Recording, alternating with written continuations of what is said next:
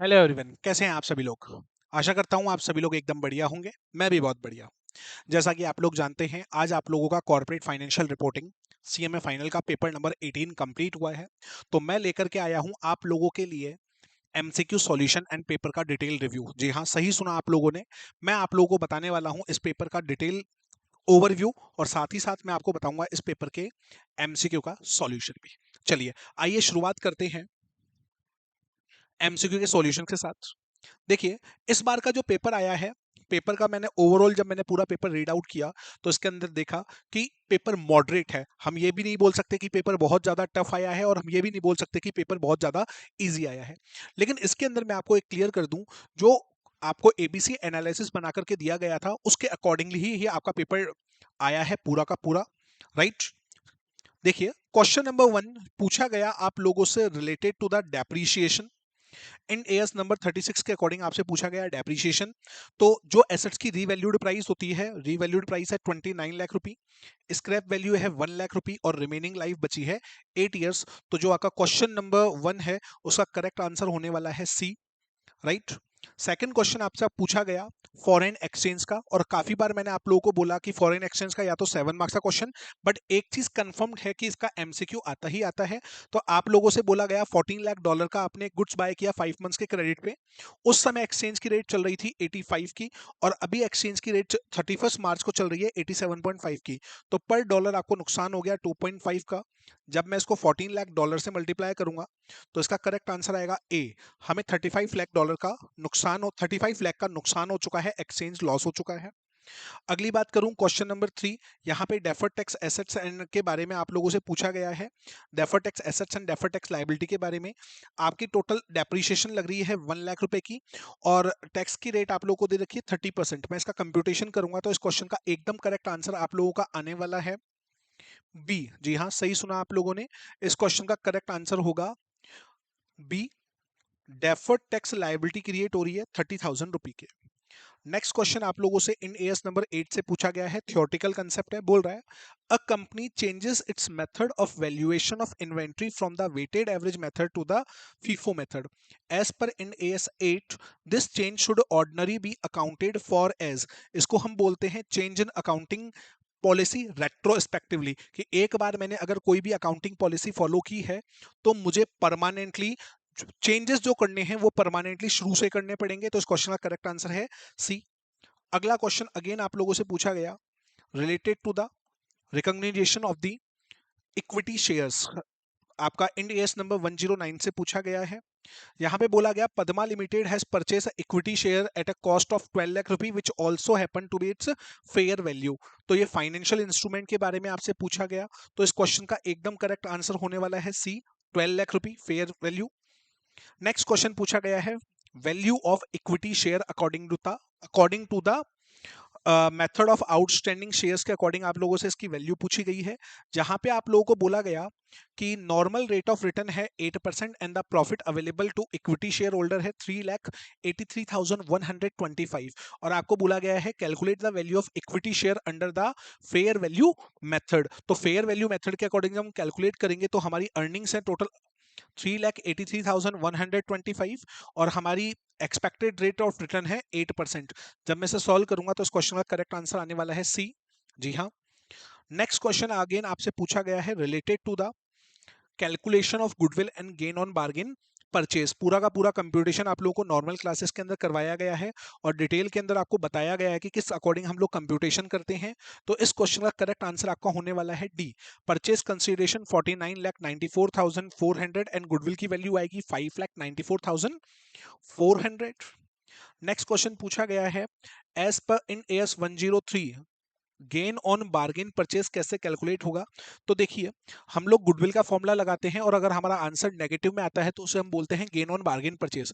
मतलब net assets की value ज्यादा होगी तब जाके ही गेन ऑन बार्गेन परचेज होने वाला है। तो इस क्वेश्चन का करेक्ट आंसर होने वाला है सी अगेन।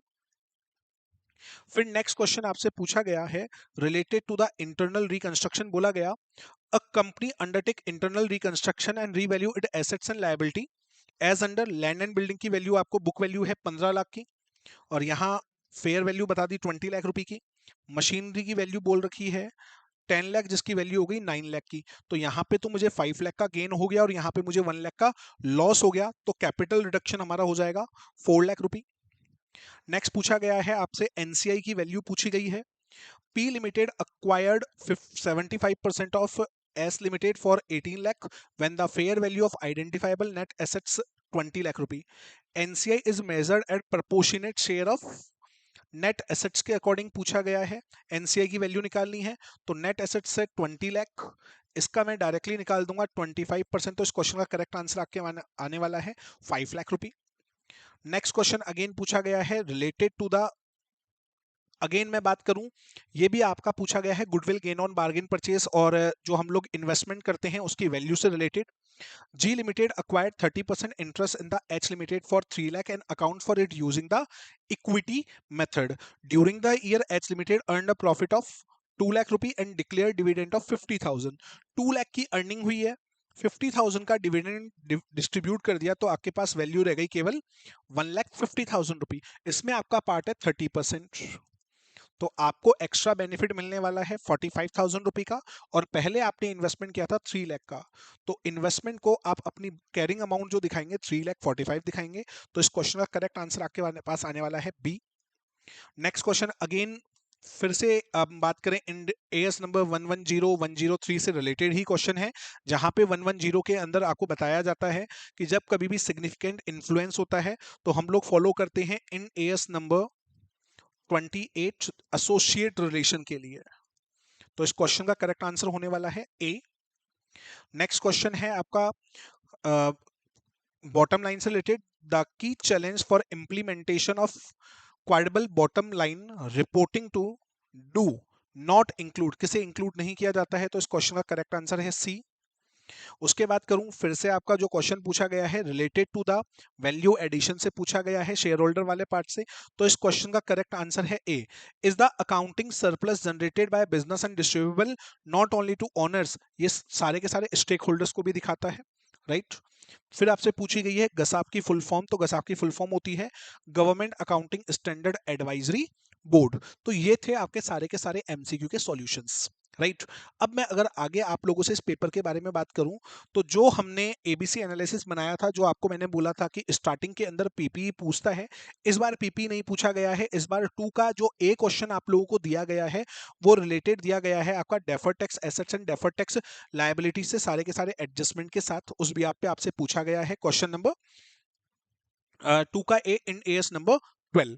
वहीं अगर मैं वापस से चलता हूं क्वेश्चन नंबर 2 का बी की तरफ, ये हमेशा फिक्स रहता है कि आपका इंपेयरमेंट लॉस से रिलेटेड क्वेश्चन पूछता है। जो आपकी टेस्ट सीरीज हुई उसके अंदर भी मैंने इंपेयरमेंट का क्वेश्चन दे रखा है, आप अच्छे से देख सकते हैं। जिन्होंने टेस्ट सीरीज दी है उन्हें बहुत अच्छे से पता है कि इंपेयरमेंट लॉस का क्वेश्चन इंपॉर्टेंट भी बताया गया है, और आपकी टेस्ट सीरीज के अंदर भी सेम टू सेम इसी तरीके का क्वेश्चन देखने को मिला। बात आती है 3 का ए, जो कि है शेयर बेस्ड पेमेंट। पिछले कुछ अटेम्प्ट से इसका क्वेश्चन नहीं आ रहा था, तो काफी स्टूडेंट का सवाल था कि ये क्वेश्चन आएगा सर, शेयर बेस्ड पेमेंट नहीं आएगा, आएगा या नहीं आएगा। आप देख सकते हैं 3 का ए अगेन शेयर बेस्ड पेमेंट दिया गया है। अगेन टेस्ट सीरीज जो आपकी मैंने ली सेकंड फेज के अंदर, उसके अंदर सेम इसी तरीके का क्वेश्चन आप लोगों को दिया गया था related to the share based payment. 2 के बी के बारे में बात करें, 3 का बी के बारे में बात करें, तो अगेन ये जो फिक्स रहता है हमारा, उसी भी आप पे आपसे क्वेश्चन भी पूछा गया है।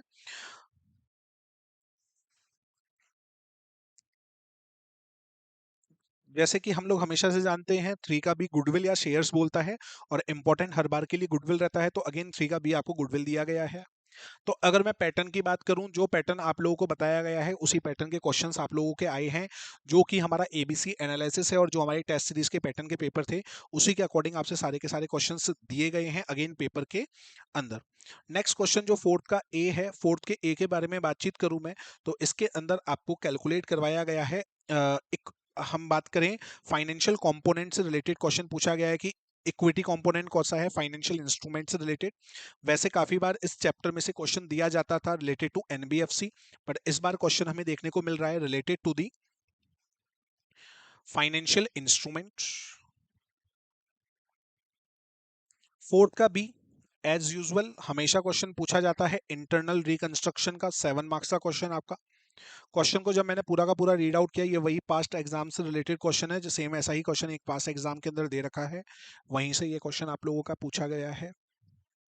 फिफ्थ एंड सिक्स्थ, फिफ्थ आपको मिलना है हमेशा 103 का 14 मार्क्स का क्वेश्चन। सिक्स क्वेश्चन हमेशा आप लोगों को मिलेगा 110। तो जो 103 का ये क्वेश्चन पूछा गया है, इसके एडजस्टमेंट मैंने ढंग से देखे, कोई खास क्वेश्चन नहीं है, एकदम बेसिक क्वेश्चन आप लोगों को दिया गया है। X Y limited is taken over by the management of the Y limited, basic question है, कोई टफ क्वेश्चन नहीं है यहाँ से इन एएस नंबर 103 का। वहीं जब मैं बात कर रहा हूँ इन एएस नंबर 110 की, हमेशा से क्वेश्चन फिक्स्ड है और ये पास्ट एग्जाम के अंदर क्वेश्चन आया हुआ है। जो भी एडजस्टमेंट दिए गए हैं वो एकदम सिंपल से दिए गए हैं, राइट। क्वेश्चन नंबर 7 देख सकते हैं, काफी सिंपल क्वेश्चन दिया गया है। क्वेश्चन नंबर 7 का ए, इकोनॉमिक वैल्यू एडेड। हर बार बोला जाता है या तो आपका शेयर वैल्यू एडेड का क्वेश्चन आएगा या फिर इकोनॉमिक वैल्यू एडेड का क्वेश्चन आएगा। सिमिलर टाइप ऑफ क्वेश्चन आप लोगों को देखने को मिलता है टेस्ट सीरीज के अंदर। 7 मार्क्स के थियोरटिकल पार्ट की बात करूं तो यहाँ पे दिया गया है XBRL से रिलेटेड क्वेश्चन दिया गया है, उसकी थ्योरी पूछी गई है। Explain how they benefited to the society. Question number A, हमेशा बोला गया है what is the government accounting, जो है उसके क्वेश्चंस आपके हमेशा एग्जाम में 10 नंबर के पूछे जाते हैं, जहां पे आपको इसके फीचर्स देखने होते हैं, पब्लिक अकाउंट कमेटी के बारे में देखना होता है और फंड्स के बारे में देखना होता है। तो यहाँ पे मेरे को डायरेक्टली क्वेश्चन मिल गया, discuss the role of public accounting committee. फिर मुझे मिला briefly explain the consolidated funds of India and contingency funds. इन दोनों को एक्सप्लेन करना है। 5 मार्क्स से काफी इजी क्वेश्चन अगेन आप लोगों से पूछे गए। और सी, जो 7 मार्क्स का क्वेश्चन, 4 मार्क्स का ये क्वेश्चन पूछा जाता है, यहाँ पे वैल्यू पूछी गई है गुडविल की and gain on bargain purchase की। तो अगर मैं ओवरऑल पेपर को लेकर के चलूं तो ये पेपर न तो बहुत ज्यादा इजी है और ना बहुत ज्यादा टफ है। हाँ, इस बार ये जरूर पूरा किया गया है कि हर बार पेपर बहुत ज्यादा लेंदी आता है, इस बार ये पेपर लेंदी ना होके प्रॉपर टाइम पे कंप्लीट होने वाला है। एमसीक्यू बात करूं तो कुछ 2-3 एमसीक्यू थोड़े से अलग तरीके के हैं, अदरवाइज एमसीक्यू भी इतने टफ नहीं है। तो ये था हमारा पेपर का एक छोटा सा रिव्यू। बहुत जल्द हम मिलेंगे और पेपर के एमसीक्यू के सॉल्यूशन के साथ। आज के लिए इतना ही, धन्यवाद।